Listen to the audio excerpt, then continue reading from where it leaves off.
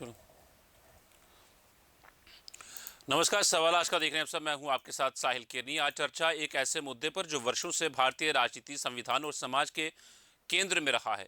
Uniform civil code यानी UCC. पश्चिम बंगाल विधानसभा में आज यूसीसी विधेयक पेश होने की संभावना थी, लेकिन ऐसा नहीं हुआ। हालांकि भारतीय जनता पार्टी ने विधानसभा चुनाव के दौरान सरकार बनने के 6 महीने के भीतर राज्य में यूसीसी लागू करने का वादा किया था।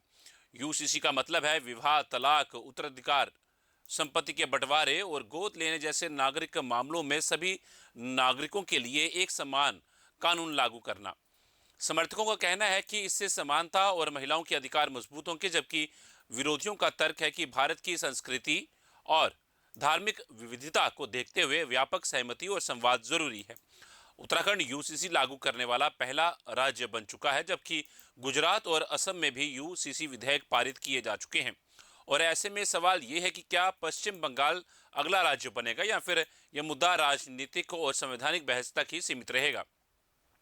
आज इस मुद्दे पर होगी बड़ी चर्चा। क्या यूसीसी समानता का रास्ता है या राजनीतिक रणनीति? क्या यह संविधान की भावना को मजबूत करेगा या सामाजिक मतभेदों को बढ़ाएगा? तो इसमें चर्चा शुरू करेंगे। तीन खास मेहमान हमारे साथ जुड़ चुके हैं और उनसे हम इन चर्चा को आगे बढ़ाएंगे। तीन खास मेहमान हमारे साथ बीजेपी से डॉक्टर आशीष हांडा हैं। सर नमस्कार, धन्यवाद, शुक्रिया समय देने के लिए। जगदीप सिंह है हमारे साथ, कांग्रेस से स्पोक्स पर्सन। सर धन्यवाद, शुक्रिया समय देने के लिए। और पॉलिटिकल एनालिस्ट हैं हमारे साथ दिनेश सिंह गेट। सर धन्यवाद, शुक्रिया हमें समय देने के लिए और कीमती समय साझा करने के लिए। सर शुरुआत में दिनेश सर आपसे करूंगा। यूसीसी पर राजनीतिक सहमति बनना कितना मुश्किल है? क्या ये कानूनी मुद्दा ज्यादा है या राजनीतिक? जी साहिल जी, आप सभी को मेरा प्रणाम। देखिए, यूसीसी को अगर है कि छोटे शब्दों में अगर बोला जाए तो आज के समय की एक तरह से मांग है। और यूसीसी सारे देश में बहुत पहले लागू हो जाना चाहिए था। और भाजपा ने जैसे अपने संकल्प पत्र में बार बार इस चीज को दोहराया, और जैसे कि तीन बड़े मुद्दे थे भाजपा के लिए: 370 को हटाना, राम मंदिर को स्थापित करना, और उसके बाद में यूसीसी को लेकर के आना। तो यूसीसी में देखिए एक जैसे अहम था 3 तलाक। तो 3 तलाक वाले मुद्दे को पहले ही जैसे खत्म करने का काम जो है पार्लियामेंट में करने किया। तो उसी को लेकर के एक तरह से सराहनीय कदम था वो, क्योंकि देखिए किसी भी जैसे कि चाहे धर्म कोई भी हो, तो उसमें कोई कुरीति है। जैसे मैं हिंदू धर्म की बताता हूँ कि सती प्रथा थी, जिसमें कि मतलब किस तरीके से मतलब कैसे करके बहुत सारी बेचारी महिलाएं थी, तो जिन्होंने अपने मतलब बलिदान देने का काम किया, चाहे किसी भी तरीके कुछ भी था। तो उसी को लेकर के, क्योंकि एक अलग डिबेट छिड़ जाएगी उस पर ज्यादा अगर बातचीत करेंगे, तो उसको लेकर के उसको भी मतलब एक तरह से अबोलिश करने का काम किया। तो उसी प्रकार से हर धर्म में कहीं ना कहीं जैसे कुछ ना कुछ चीज ऐसी होती है जिनको हटाने की आवश्यकता पड़ती है। और दूसरा देखिए, जैसे कि हमारा जैसे कहते हैं कि जैसे कि पूरा देश एक है, तो विविधता है सभी जगह पे, अलग अलग चीजें हैं, अलग अलग जैसे कि चीजों को, और अलग अलग पंथ धर्म सब चीजें हैं। लेकिन यूनिफॉर्म सिविल कोड जो है वो देखिए एक तरह से ये सुनिश्चित करता है कि सबको समान जो है नागरिक आधार मिले। और नागरिकता के तहत जैसे कि जो जो जैसे कानून जो है सब पे एक तरह से लागू हो। और जैसे सूर्य की रोशनी और जैसे कि हवा और जैसे कि सब चीजें जो होती हैं, नेचुरल रिसोर्सेज जो है, तो वो सब एक तरह से बराबर सबको मतलब उसी तरीके से देश का जो कानून है, तो उसमें एक तरह से किसी तरह का भेदभाव और अन्य जो चीजें इस तरह की क्यों आए, तो उसको लेकर के आए। तो देख, गोवा जो था वो बहुत बेहतरीन तरीके से पहले शुरुआत से ही चलता रहा। और गोवा में पहले से ही एक तरह से यूनिफॉर्म जैसे कि जो कानून जो है वो लागू हुआ, यानी कि कोई किसी धर्म को लेकर के और वहां पर किस तरह की भिन्नता और उसी को एक्सेप्टेबिलिटी नहीं है। चाहे मतलब जैसे कि वारिस को लेकर के बातचीत करें, या जैसे कोई शादी मतलब या तलाक या किसी चीज को लेकर के बातचीत करें, तो उन चीजों को लेकर के पहले से ही समानता रखे। तो और अन्य देशों में जैसे कि उसका जैसे भाजपा ने आने के बाद में और जैसे उत्तराखंड में इसको लागू करने का काम किया। अब आगे जैसे कि मतलब स्नेह स्नेह जैसे आगे जैसे बंगाल की बातचीत अभी चल रही है, जैसे उसका उससे पहले आसाम में जैसे लागू किया गया है। तो वो एक तरह से बेहतरी के लिए है। और जैसे कि दूसरा देखिए कि जैसे उसमें से जो जैसे कि मतलब कंट्रोवर्शियल कुछ सब्जेक्ट हैं, जैसे कि आदिवासी हैं, तो उनके देखिए अपने अलग मतलब कुछ चीजें बहुत सारी होती हैं जो कि सम्मिलित करके, और एक तरह से उनके अधिकारों को हनन की बातचीत होगी या अन्य कुछ चीज होगी, तो उसको हो सकता है बाद में एक मतलब एक समरसता बना करके और उनसे मतलब पूरी तरीके से सेम पेज पे ला करके बातचीत करके और दोबारा मतलब एक उस तरीके से संशोधन किया जाए, वो अलग बात है। लेकिन फिलहाल जो है जैसे कि उत्तराखंड हो गया या जैसे कि अन्य जो चीजें होगी, तो वहां पर जैसे कि जो मतलब जैसे कि आदिवासी जो है उनको इससे एक तरह से एग्जेम्प्ट किया गया है। और उसी तरीके से बंगाल की बातचीत करें तो बंगाल में देखिए बहुत सारी जगहों पे ऐसे इस तरीके से, तो पूरे तरीके से पूरा एक ड्राफ्ट जो है वो बना करके और सबसे चर्चा सबसे मशवरा करके और पूरे तरीके से एक तरह से कंक्लूसिव और इंक्लूसिव, यानी कि सभी चीजें उसमें इंक्लूड करके सबकी चर्चा से सबकी सहमति से, इंक्लूडिंग टीएमसी और बाकी जैसे कि जो अन्य जो दल जो भी हैं, चाहे उनकी मतलब एक सदन में सहभागिता है या नहीं है, तो पूरे तरीके से कमेटी जो है वो सुनिश्चित करेगी कि एक मतलब ठीक ठाक तरीके से उसकी चर्चा हो, और चर्चा होने के बाद में कोई भी बिंदु जो है उसमें छूट ना पाए। और मैं दोबारा फिर रिपीट करना चाहूंगा कि देखिए, किसी भी तरीके से कोई भिन्नता करने का काम जो है वो एक तरह से किसी न किसी चीज से कोई किसी व्यक्ति को कानून का जैसे जो दायरा है उससे महरूम रखना या उससे वंचित रखने का काम है। तो इसीलिए चीजें जो है आज की आवश्यकता है। और स्टेट से जैसे कि पूरे तरीके से पहले क्या था, क्योंकि जैसे कि एक मतलब बिल्कुल स्ट्रेट फॉरवर्ड एक बात बताता हूँ कि पूरा जैसे कि अब जैसे कि ये प्रश्न उठता है कि पूरे देश में और एक इकट्ठे तरीके से लागू करने का काम क्यों नहीं किया। तो उसका करने का रीजन था कि दो तिहाई बहुमत चाहिए, जो कि इस टाइम पे भाजपा के पास में, एनडीए के पास में नहीं है। वो अगर होगा तब बातें अलग हुई, लेकिन उस चीज को लेकर के भी एक तरह से कहीं उन्होंने लिमिटेशन नहीं बना के रखी। और उसको लागू करने का जैसे कि जो प्रदेश जहां जहां पर जैसे कि सरकारें हैं तो उन पे छोड़ दिया गया। तो सरकारें अपनी तरीके से उसका पूरी विवेचना उसकी करके पूरे तरीके से उसका ढंग से पूरा ढांचा बना करके पूरा ड्राफ्ट बना करके और सबके चर्चा मशवरे के बाद में और एक समरसता के साथ में और एक यूनिफॉर्म सिविल कोड लागू करने का काम करेंगे। और मुझे उम्मीद और आशा इस चीज की है कि सभी जो है उस तरीके जो भी करेंगे तो उसमें सारे बंधु जो है शामिल करके और बेहतरी के लिए और जनता के सभी नागरिकों के लिए, चाहे वो हिंदू हो, चाहे मुस्लिम हो, जैन हो, चाहे सिख हो, सभी की भलाई के लिए और एक तरह से पूरे देश और प्रदेश को कम से कम कि इन चीजों से छुटकारा मिलेगा कि भाई उनके साथ में ये चीज हो रही है और हमारे साथ में ये चीज हो रही है। तो उस जो मतलब गड़बड़ जो चीजें उनको हटा करके और एक मतलब सीधे उस समरूप जो है वो संविधान का ढांचा जो है वो लागू रहेगा। और उस तरीके से और प्रदेश जो है कम से कम आगे तरक्की की चीजें सोच पाएगा। और किसी भी तरह की तुष्टिकरण वाली चीजें हैं उसमें कम से कम चीजें जो है उसे छुटकारा मिलेगा प्रदेश को और देश को। जी साहिल जी। ठीक है सर, मैं करता हूँ रुक दोबारा आपका रुक करूंगा जुगदीप सिंह जी का। सर, क्या कांग्रेस सिद्धांत रूप से यूसीसी का विरोध करती है या मौजूदा स्वरूप का? साहिल जी, मेरा अभिवादन स्वीकार कीजिएगा। दोनों प्रतिस्पर्धियों को भी मेरा नमस्कार। दिनेश जी प्रबुद्ध आदमी है और मुझे इनसे ये अपेक्षा थी कि ये पूरे मुद्दे का गहनता से विश्लेषण करेंगे बजाय लेम एक्सक्यूजेस देने के।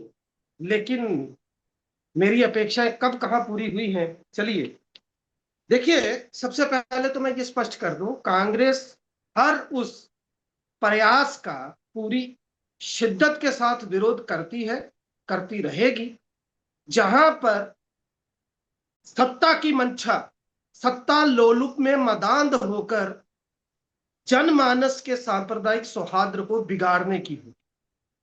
दिनेश जी आप जरा गौर से समझिएगा, हांडा साहब तो पहले ही ना नुकर में जो है वो अपने जेस्चर्स दे रहे हैं।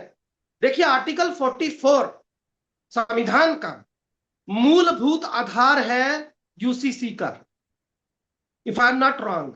अब आर्टिकल 44 को जब आप पढ़ेंगे तो you would be able to find out कि ये फंडामेंटल राइट का, बुनियादी और मौलिक अधिकारों का डेफिनेशन देता ही नहीं है। ये बजाय फंडामेंटल राइट के डायरेक्टिव प्रिंसिपल है स्टेट अथॉरिटीज का, जिसे कोई भी स्टेट अथॉरिटी कोर्ट के जरिए लागू नहीं करवा सकती। पहले तो यही बात खत्म हो जानी चाहिए।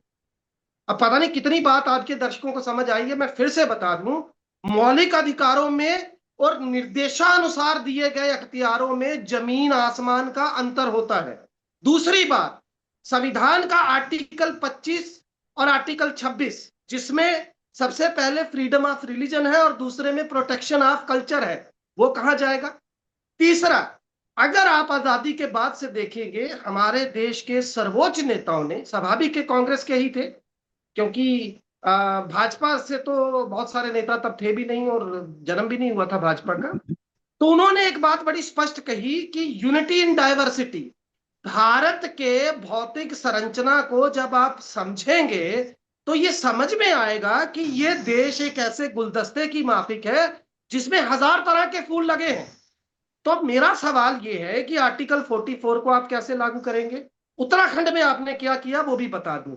आपने नियमों का फालूदा बनाते हुए आर्टिकल 201 का हवाला देकर प्रेसिडेंट ऑफ इंडिया के पास भेजा और उसको पास करवा लिया। यहां पर मैं फिर से बता दूं कि नियम, कानून, संविधान इसकी इजाजत नहीं देता। पहले तो यह स्पष्ट हो जाना चाहिए। हाँ, एक बात मैं आपकी से सहमत हूं, बड़े मुख्तसर से शब्दों में बता दूं, आपने खुलकर नहीं कहा, मैं खुलकर कहूंगा। किसी भी समाज या किसी भी धर्म में बहुत सारी सामाजिक कुरीतियां होती हैं। सती प्रथा और बाल विवाह इसके जीवंत उदाहरण है। इसी प्रकार से मुस्लिमों में 3 तलाक की बात हो या महिलाओं की प्रताड़ना की बात हो, या बार बार शादी करने की बात हो, ये तमाम नियम जो कि धार्मिक आधार पर बनाए गए वो कहीं ना कहीं महिलाओं की उत्पीड़न का कारण बने, उनको अगर सुधारा जाता है वाजिब मंशा के साथ तो बात समझ में आती है। यद्यपि मौजूदा समय में मुस्लिम समाज की साक्षरता दर बहुत बढ़ चुकी है। 3 तलाक पर जो भाजपा हमेशा से दावा ठोकती आई है कि इन्होंने उसे हल करवाया, हकीकत यह है देवबंदी से लेकर आप वहाबी तक चले जाइए, 99% अलग अलग तंजीमें और जमातें मुस्लिम समाज की इसे पहले ही इनकार कर चुकी थी।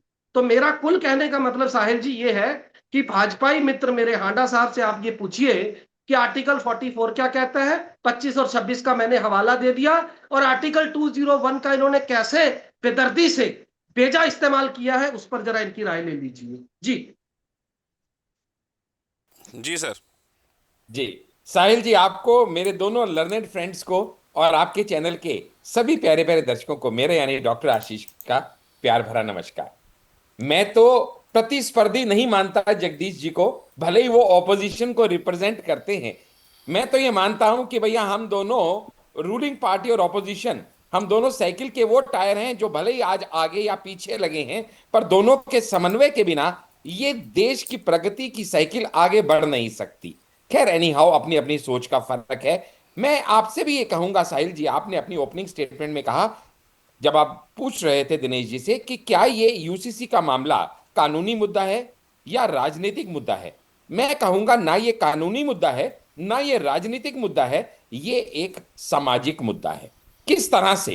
क्योंकि धर्म के चश्मे से जिस तरह से कांग्रेस बार बार हर किसी चीज को दिखाने का प्रयास करती है भारत की भोली भाली जनता को, वो धर्म के चश्मे को उतार के संवैधानिक समानता के चश्मे से अगर हम देखना शुरू कर दें तो हमें समझ में आएगा कि इनके युवा नेता राहुल गांधी जो संविधान की किताब हाथ में लहराते हुए घूमते हैं, जिसको शायद कभी पढ़ना भी जरूरी नहीं समझा, उस संविधान का मूल ही है समानता का अधिकार। इसीलिए जो यूसीसी, जिसको हम इंग्लिश में फुल फॉर्म में कहते हैं यूनिफॉर्म सिविल कोड और हिंदी में कहते हैं समान नागरिक संहिता, उसको लाना ये सिर्फ भाजपा की मंशा नहीं है। इसको सुप्रीम कोर्ट भी कई बार कह चुका है कि भाई आप पारित क्यों नहीं करते। और दिनेश जी ने बताया कि सेंट्रल लेवल पे इसको इसलिए नहीं कर सकते क्योंकि अभी तक 2/3 मेजोरिटी बीजेपी के पास नहीं है, तो इसलिए स्टेट वाइज स्टेट आप देखिएगा, पहले इसको इंप्लीमेंट किया गया उत्तराखंड में, गुजरात में, असम में और अब वेस्ट बंगाल में। क्या ये प्रयोग है या ये संयोग है कि ये सारी स्टेट्स ही भाजपा शासित राज्य हैं? कांग्रेस शासित राज्यों में कहीं भी महिलाओं को समानता का अधिकार देना उनको जरूरी नहीं लगता, और एक पर्टिकुलर समुदाय की तुष्टीकरण करना ही उनको अपने अस्तित्व का मूल, जिसको बोलते हैं धारणा, लगती है, जिसकी वजह से वो ऐसा करते हैं। खैर एनी हाउ, वो क्या करेंगे उससे हमें लेना देना नहीं। हमें इससे लेना देना है कि जब हमारा संविधान ये कहता है, और भाजपा शुरू से इसको कहती आई है, एक देश एक विधान एक संविधान एक निशान, तो आप बताइएगा अगर हमारे देश के अंदर एक कॉमन पीनल कोड है, जिसको हम लोग पहले सीआरपीसी के नाम से जानते थे और अब हम लोग भारत न्याय संहिता बीएनएस के नाम से जानते हैं, तो जब कॉमन पीनल कोड हो सकता है तो कॉमन सिविल कोड क्यों नहीं हो सकता? अगर दिनेश जी को जानकारी में ना हो तो मैं बता दूं कि ये जो यूसीसी है ये धर्म को कहीं टच ही नहीं करता जनाब। क्यों नहीं करता? ये बेसिकली 5 चीजों को कवर करता है। पहला है मैरिज, दूसरा है डिवोर्स, तीसरा है इनहेरिटेंस, चौथा है एडॉप्शन और पांचवा है maintenance and succession of property. अब आप सोच के बताइएगा, अगर एक महिला हिंदू परिवार में जन्म ली तो वो 18 साल की उम्र में शादी करेगी तो जायज, वरना नाजायज। लेकिन अगर वो एक मुस्लिम परिवार में जन्म ली तो 9 साल की उम्र में भी उसकी शादी करा दी जाए, उस बच्ची की शादी, तो भी उसको जायज ठहरा दिया जाएगा। क्या इसको आप समानता कहते हैं? अगर वो बच्ची हिंदू परिवार में जन्म ले तो वो एक बच्चे को गोद ले सकती है, अगर किसी वजह से उसका बच्चा नहीं हो रहा, वो लीगल माना जाता है और उसकी प्रॉपर्टी का हकदार भी बन जाता है। लेकिन वही बच्ची अगर मुस्लिम परिवार में जन्म ले तो उसको ये लॉ अलाउ ही नहीं करता इनहेरिटेंस करना, एडॉप्शन करना, यानी अगर वो ऐसा करेगी तो वो बच्चा नाजायज है और इसीलिए तलाक पे तलाक दिए जाएंगे। अगर वो बच्ची हिंदू परिवार में है तो उसको प्रॉपर मेंटेनेंस मिलेगी डिवोर्स के बाद भी। लेकिन अगर वो मुस्लिम परिवार में गलती से जन्म ले ली तो उसको सिर्फ कुछ हजार रुपए की मेहर मिलेगी। अगर वो हिंदू परिवार में जन्म ली तो प्रॉपर डिवोर्स लेने का एक तरीका है, 6 महीने का सेपरेशन है और उसके बाद भी कोर्ट से डिवोर्स मिलेगा। लेकिन अगर वो मुस्लिम परिवार में जन्म ली तो हमारे दिनेश जी सॉरी जगदीप जी कहते हैं कि भैया मुस्लिम में बहुत ज्यादा अब एजुकेशन आ गई है। भाई अगर इतनी आ गई है तो आप बता दें, ट्रिपल तलाक बीजेपी को खत्म कराना पड़ा, लेकिन तलाक एहसन, तलाक बियन, तलाक किनिया, तलाक हसन आज भी प्रचलित ही है। क्यों है भाई वो? क्या ये महिलाओं का उत्पीड़न रोकना, उनको समानता का अधिकार देना, क्या ये गलत है? क्या एक मुस्लिम बेटी अपने पैतृक संपत्ति को इनहेरिट नहीं कर सकती? क्या उसको बेटों के समान अधिकार देना समानता के अधिकार का हनन करना है? ये बेसिक मूल प्रश्न, ऐसे बहुत सारे और प्रश्न हैं। और अगर मैं एक स्टेप और आगे जाऊं, अगर आप मुझे अलाउ करें साहिल जी, तो this is not about Hindu Muslim. क्यों मैं ऐसा कह रहा हूं? आप अगर सोचिएगा, हमारे जो सिख भाई हैं, सिख भाइयों की मैरिज होती है आनंद मैरिज एक्ट 1905 के तहत, लेकिन उनका डिवोर्स होता है हिंदू मैरिज एक्ट के तहत। क्या ये विचित्र बात नहीं है? और आगे बताता हूं और समझिएगा, यहां तक कि जो ज्यूज हैं, पारसीज हैं, ये भी अलग अलग एक्ट के तहत शादी करते हैं। मुस्लिम्स का जो है वो मुस्लिम पर्सनल लॉ एक्ट 1937 से गवर्न होता है, शरिया एक्ट जिसको कहते हैं। अरे भैया, जब तुमको दंड पाना है तो शरिया से नहीं पाना, क्योंकि वहां पे पत्थरों से मार मार के मार देने का प्रावधान है। तब तुम्हें बीएनएस चाहिए, सीआरपीसी चाहिए। लेकिन जब तुम्हें महिलाओं का उत्पीड़न करना है तो तुम कहते हो हम शरिया एक्ट को मान के चलेंगे। भैया, मीठा मीठा गप गप, कड़वा कड़वा थू थू, ऐसे तो हो नहीं सकता। इसीलिए तो law commission, 22nd law commission ने जब 14 जून 2023 को 1 महीने के लिए रिकमेंडेशंस मांगी थी, 14 जुलाई 2023 तक, तो शायद हैरानी होगी जान के जगदीप जी को कि 7.5 मिलियन रिकमेंडेशंस आई थी, जिनमें से 99% ने कहा था यूसीसी होना चाहिए। सुप्रीम कोर्ट ने भी इसके ऊपर मोहर लगाई थी। और भाजपा ये समानता का अधिकार देने के लिए अपने नागरिकों को प्रतिबद्ध है, क्योंकि नरेंद्र मोदी जी ने 27 जून 2023 को भोपाल में पब्लिक रैली में कहा था कि इस देश में दो भाइयों के लिए दो कानून नहीं हो सकते, एक ही घर में रहने वाले दो बेटों के लिए दो अलग अलग सोच और मापदंड के तरीके नहीं हो सकते।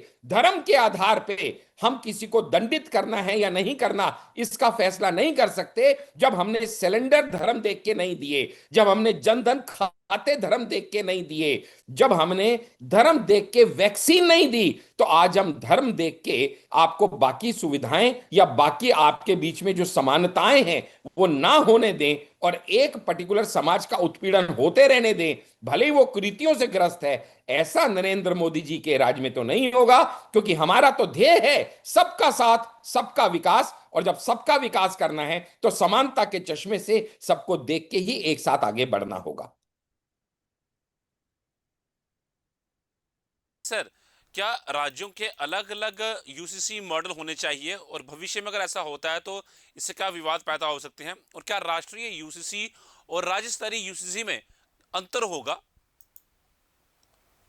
देखिए, बेसिक जो है वो तो एक तरह से एक जैसे ही रहेंगे साहिल जी, क्योंकि देखिए ये एक तरह से this is not about any kind of cultural infringement या इस तरह की कोई चीज़ है कि किसी के उसमें कल्चरल जो चीज़ें हैं उसमें कोई किस तरह का इंक्रोचमेंट या उसमें कोई किस तरह का डिफरेंशिएट या कोई चीज़ें बदलने का ऐसा कोई प्रावधान इसमें नहीं रखा गया। सीधी सी चीज़ है कि जो सिविल लॉ है वो सब एक तरह से समान हो जाएंगे, चाहे किसी धर्म का भी, यानी कि एक तरह से भारत का जो नागरिक है तो उसके लिए सिविल लॉ जो है वो एक तरह से एक समान लागू होंगे।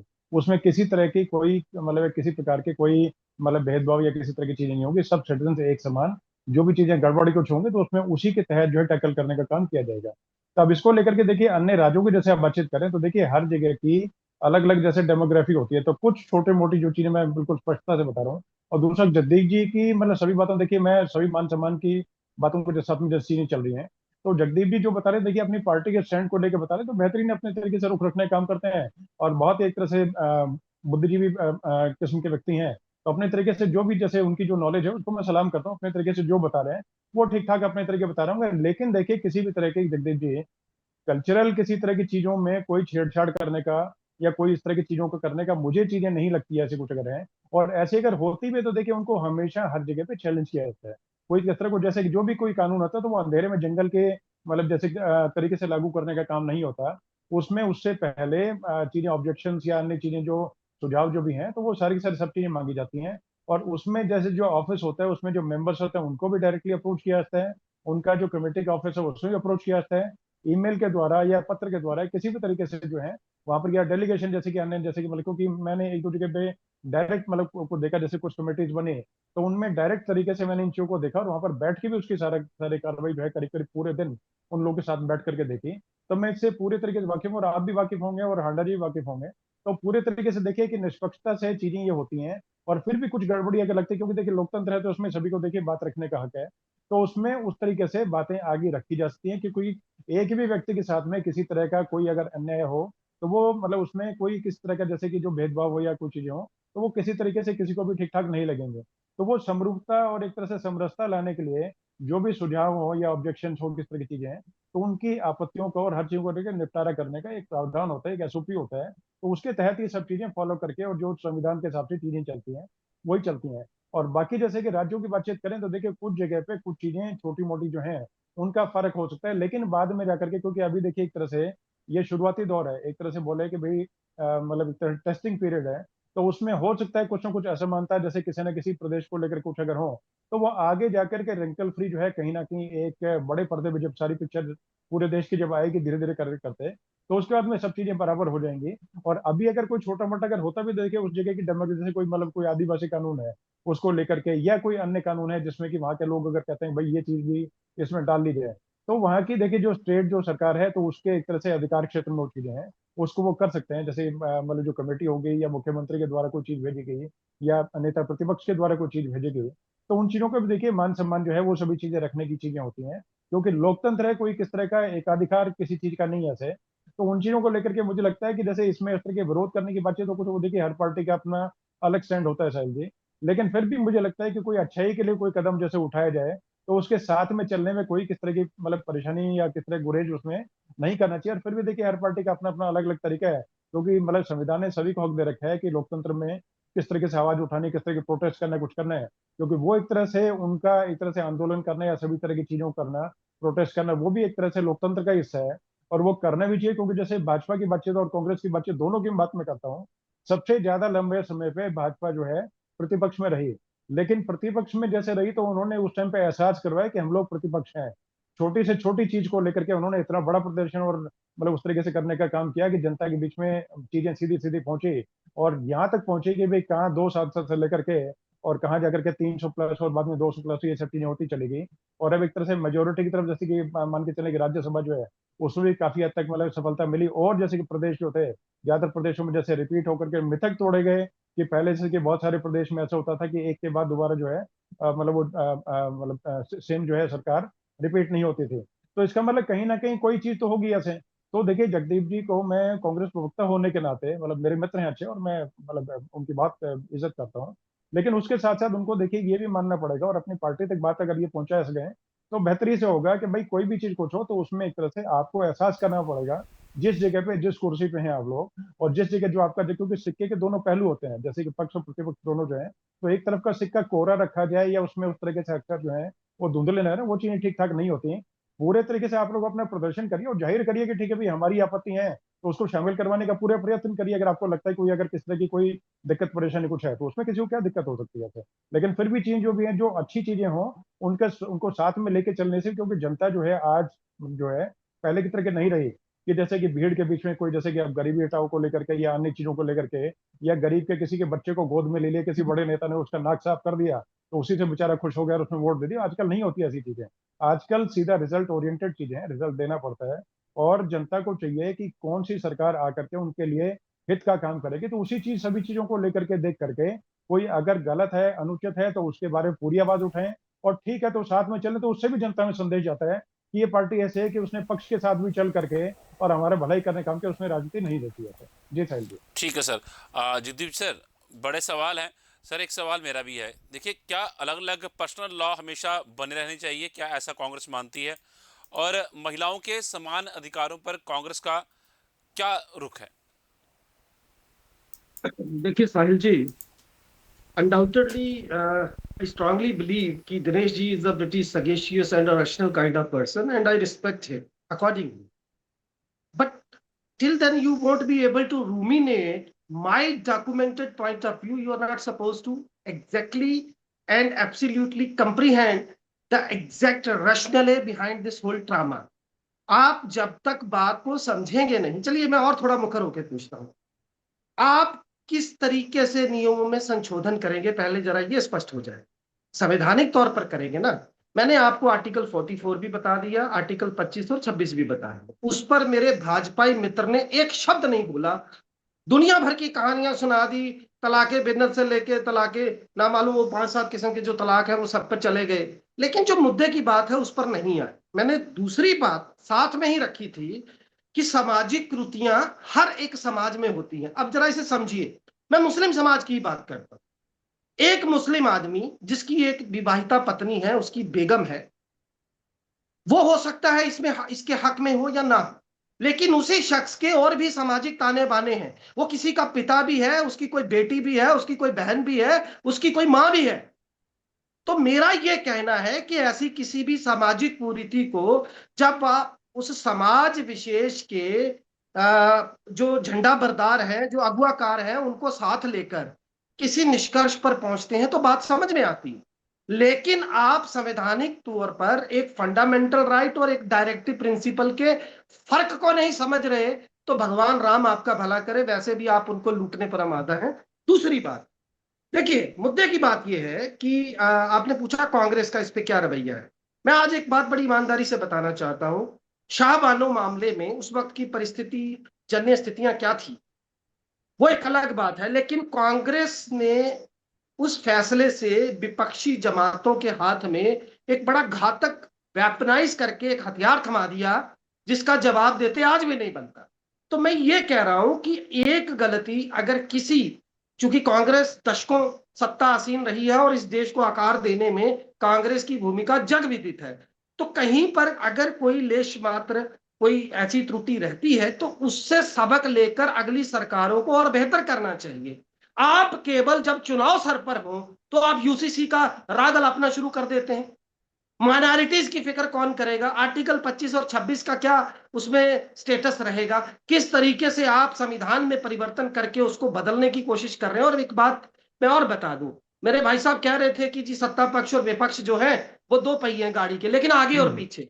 मैं ये मानता हूं समांतर में दो पहिए हैं तभी गाड़ी चलती है, लेकिन जब आप 150 सांसदों को एक मुश्त सत्ता से बाहर कर देंगे, जब पूरे देश में आप केवल 2/3 बहुमत हासिल करने के लिए लाखों करोड़ों की हॉर्स ट्रेडिंग करके सांसदों और विधायकों को खरीद फरोख्त करके पूरे देश में बनी हुई सरकारों को जबरन तोड़ेंगे, जब आप दुनिया भर के चोरों, उचक्कों और लुटेरों को क्लीन चिट देकर अपनी पार्टी में शामिल करेंगे, जब आपके राज में राम मंदिर की लूट से लेकर सड़कों पर उतरे आज के नौजवान, जिसको आपका चीफ जस्टिस कॉकरोच कह रहा है और उसको बाद में सफाई देकर उससे बचने की कोशिश कर रहा है, तो ऐसे दौर में विपक्ष से भी वैसी अपेक्षा मत कीजिए।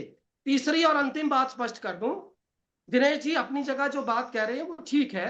मैं फिर से कह रहा हूं, सामाजिक कुरीतियों को दूर करना किसी भी सरकार की नैतिक जिम्मेदारी होती है। भाई साहब ने तो इसको सामाजिक मुद्दा बता दिया, लेकिन मैं पूछना चाहता हूं, हिंदू कोड बिल पर तो आप तब विरोध कर रहे थे, तब आप अंबेडकर साहब के पुतले फूक रहे थे, नेहरू जी का तो आप फूकते ही थे। लेकिन जब बात समांतर में तमाम चीजों को रखने की आती है, इन्होंने कहा जी राहुल गांधी साहब जो है, आपके 2 मिनट दीजिए, आप सब बोले हैं, जरा मुझे बात पूरी करने दीजिए। बार सर मैं बार आपको हाथ रोक नहीं उठा रहा हूँ रहे हैं सर, हांडा साहब। हाँ, कोई नहीं नहीं, बात नहीं हांडा सर। साहब हाथ उठा रहे हैं ना बार बार, नहीं, आपने तो आपने समय दिया। अपनी बात रखी है पूरी, फिर मैं मैं ये कह करता रहा हूँ हूं सर कि बात। ये कह रहे हैं कि राहुल गांधी जी जो है वो हाथ में संविधान की प्रति लेकर घूम रहे हैं। भाई साहब, जब आपकी ज्योति मिर्धा, आपका अरुण गोविल और आपका एक और बड़ा नेता, मैं नाम भूल रहा हूं, जब पब्लिक डोमेन में आकर ये कहेगा कि हमें सत्तासीन कीजिए, हम संविधान बदल देंगे, तो सवाल होंगे। दूसरी बात, राहुल गांधी वो नेता है जिन्होंने जातिगत जनगणना की पहले दिन से न केवल पुरजोर वकालत की, बल्कि सरकार को औंधे मुंह गिर के जातिगत जनगणना को स्वीकार करना पड़ा। तो जातिगत जनगणना करवाइए, जिस समाज की जितनी हिस्सेदारी है उसको उतनी भागीदारी दीजिए। लेटरल एंट्री के नाम पर वो जो संघीय मानसिकता की घुसपैठ आप देश की यूनिवर्सिटीज में करवा चुके हैं, अब ब्यूरोक्रेसी में करवाना चाहते हैं, वो नहीं, विपक्ष उसको स्वीकार करेगा। तो ये यूसीसी का राग अलापना बंद कीजिए, मुद्दे की बात समझिए। जब तक संवैधानिक तौर पर इसका कोई प्रावधान सामने नहीं आता, समाज विशेष जिसको आप टारगेट बनाकर बार बार ये कहानियां सुना रहे हैं, ट्रिपल तलाक पर पढ़िए जरा मुस्लिम समाज को, उनके धर्म ग्रंथों को आपको समझ में आ जाएगी। अबू बकर से लेकर उनके पैगंबर साहब तक के दौर में जब आप जाएंगे तो आपको समझ आएगी, तब से इसका निषेध किया गया है। ये ठीक है, इसी समाज के कुछ लोग जो है वो महिलाओं की प्रताड़ना करते रहे हैं, आपने बना दिया, लेकिन उसका झंडा उठाकर बार बार ये गाकर मत बताइए, क्योंकि आपसे पहले स्वयं मुस्लिम समाज इसको नकार चुका था, उसके तमाम सेगमेंट इसको नकार चुके थे। तो मेरा कहने का मतलब केवल इतना है, आप संवैधानिक तौर पर जो आपने किया, आर्टिकल 201 का जो आपने कबाड़ा किया, उस पर बताइए जो उत्तराखंड में किया। और उत्तराखंड में एक और बात बता दूं, आपने वहां के जो ट्राइबल्स हैं उनको उसमें से बाहर रखा है, जरा उस पर भी जानकारी इनसे ले लीजिए। जी साहिल जी। सर जी, डॉक्टर आशीष सर, आप बहुत देर से अपना पक्ष रखना चाहते हैं, अपनी बातों को रखना चाहते हैं।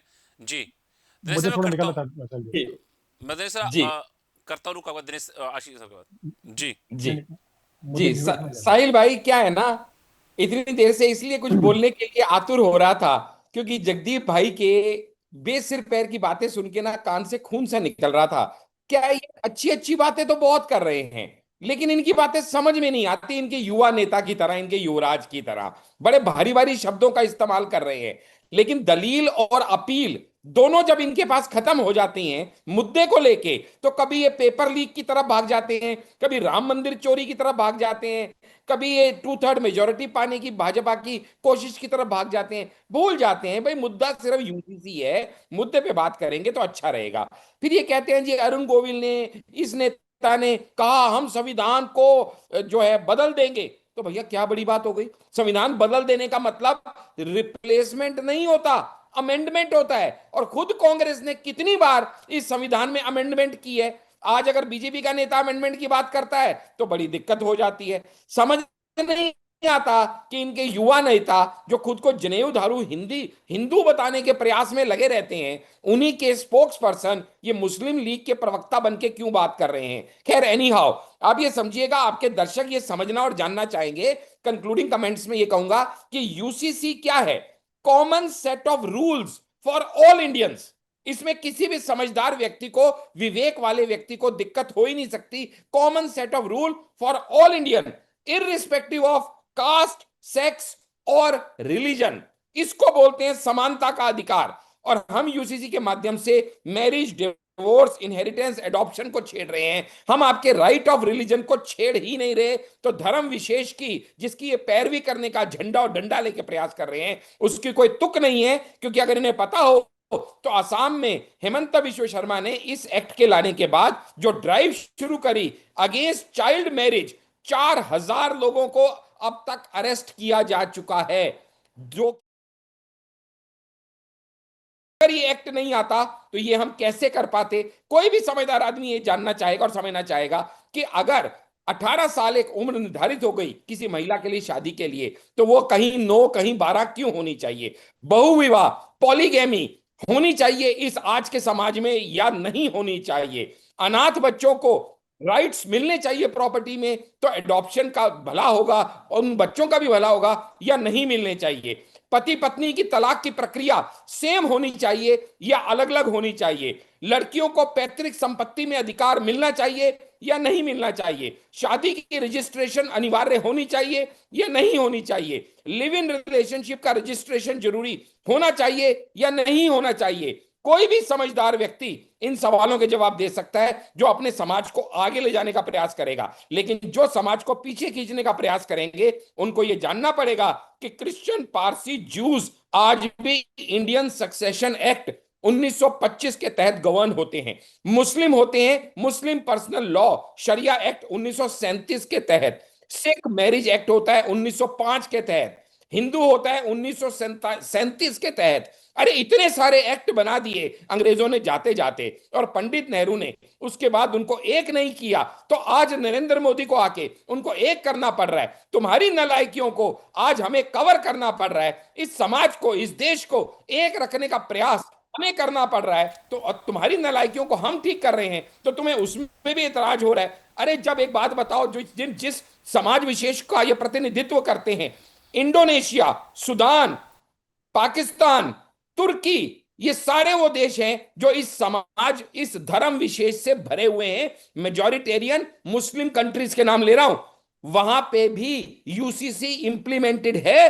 गूगल करके देख लो। तो भारत में यूसीसी लाने में इनके पेट में दर्द क्यों हो रहा है? ये वोट बैंक की पॉलिटिक्स और मुस्लिम अपीजमेंट की पॉलिटिक्स से बाहर कब आएंगे और नारी को उसका सम्मान दिलाने का प्रयास कब करेंगे? क्योंकि जिस तरीके से अभी इन्होंने वुमेन रिजर्वेशन बिल का भी विरोध किया, लेकिन फिर भी हम अपने प्रयासों से, महिला सशक्तिकरण के अपने दृढ़ निश्चय से हम उस संकल्प को पूरा करेंगे, तो इस समाज की 50% वोट्स वैसे ही इनकी कटने वाली हैं। जो 400 से 99 पे आ गए, दूर नहीं। जब मोदी जी ने कहा था कि ये दर्शक दीर्घगृह में बैठे हुए दिखाई देंगे, ऑपोजिशन में भी दिखाई नहीं देंगे, लीडर ऑफ ऑपोजिशन तो भूल ही जाइए, क्योंकि जो सबके साथ नहीं दे सकता वो सबका अपना कैसे हो सकता है? ये बार बार कहते हैं थोपा गया, लाया गया, बड़े बड़े वर्ड्स इस्तेमाल करते हैं। भैया लॉ कौन बनाता है? पार्लियामेंट बनाती है। पार्लियामेंट में कौन बनाता है? एमपी बनाते हैं। आप और मैं नहीं बनाते हैं। एमपी को कौन चुनता है? हर कॉन्स्टिट्यूएंसी से 20 से 25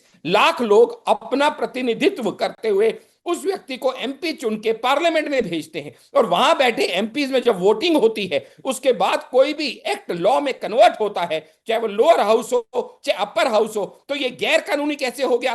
असंवैधानिक कैसे हो गया? थोपा हुआ कैसे हो गया? बेसिर पैर की बातें। कहते ना, खिसियानी बिल्ली खंबा नोचे। बस इसके अलावा इनके हाथ में अब कुछ बचा नहीं। ना इनके पास नेता है, ना नेतृत्व है, ना नीति है, और ये जनता देख रही है। जी जगदीप जी।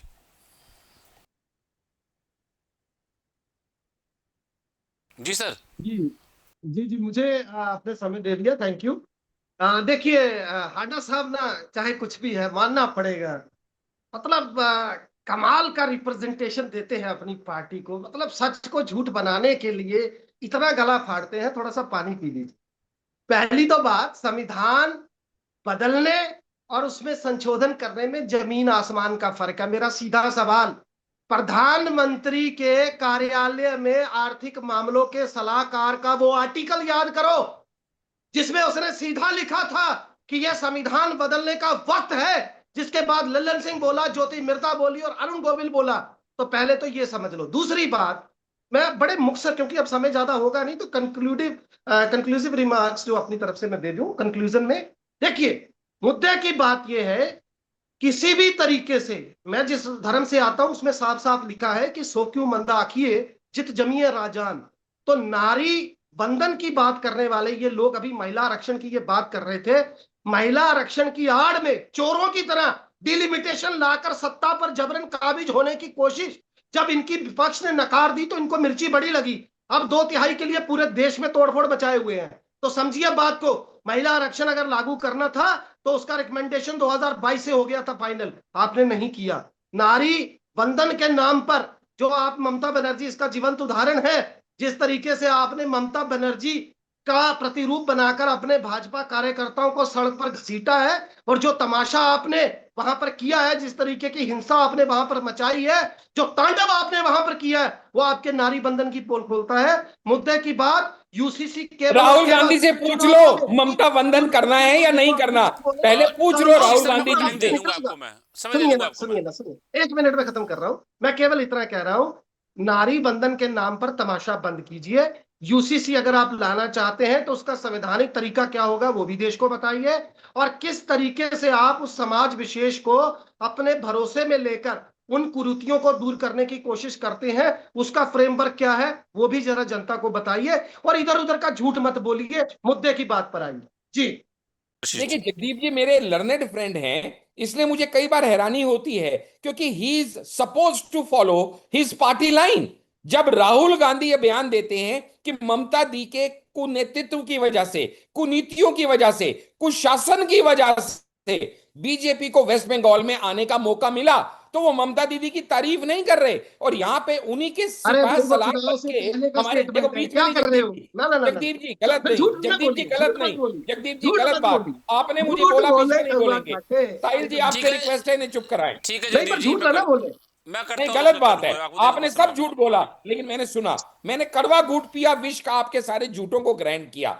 तो राहुल गांधी और इनकी वक्तव्य और लाइन एक ही होनी चाहिए, ऐसा हम अपेक्षा करते हैं एक समझदार स्पोक्स पर्सन से, जो कि यहां भिन्न भिन्न दिखाई दे रही है। इनका वेस्ट बंगाल का मेन व्यक्ति कौन है? अधीर रंजन चौधरी। उस अधीर रंजन की और इनकी एक ही बात है क्या? उससे पूछो अधीर रंजन से। ममता महिमा मंडल करना चाहता है क्या वो, जो यहां बैठ के जगदीप जी ममता महिमा मंडल के जाप कर रहे हैं? अपनी पार्टी लाइन ही भूले बैठे हैं, इनसे क्या मैं और बहस करूं। दूसरी बात, ये कहते हैं कि भैया ये संविधानिक रूप से कैसे होगा।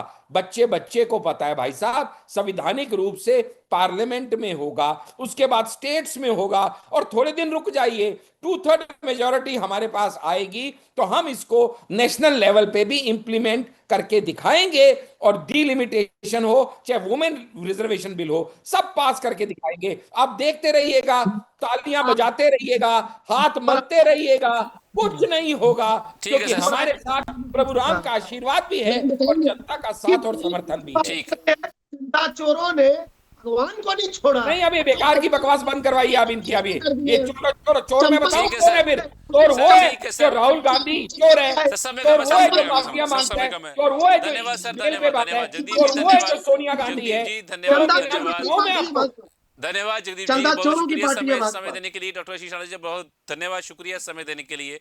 यूनिफॉर्म सिविल कोड केवल एक कानून नहीं बल्कि संविधान, समानता, धार्मिक स्वतंत्रता और सामाजिक विविधता से जुड़ा एक व्यापक विषय है। इसके समर्थक इसे समान अधिकारों की दिशा में बड़ा कदम मानते हैं, जबकि विरोधी व्यापक संवाद और सभी समुदायों की सहमति की आवश्यकता पर जोर देते हैं। पश्चिम बंगाल में आज भले ही यूसीसी विधेयक पेश नहीं हुआ हो, लेकिन ये बहस आने वाले समय में और तेज होने के संकेत दे रही है। देखना होगा कि ये मुद्दा राजनीतिक वादे से आगे बढ़कर कानूनी और सामाजिक सहमति तक का पहुंचता है। फिलहाल के लिए इतना ही, मुझे दीजिए इजाजत। भारत न्यूज़ पे खबरों का सिलसिला यूं चलता रहेगा। नमस्कार।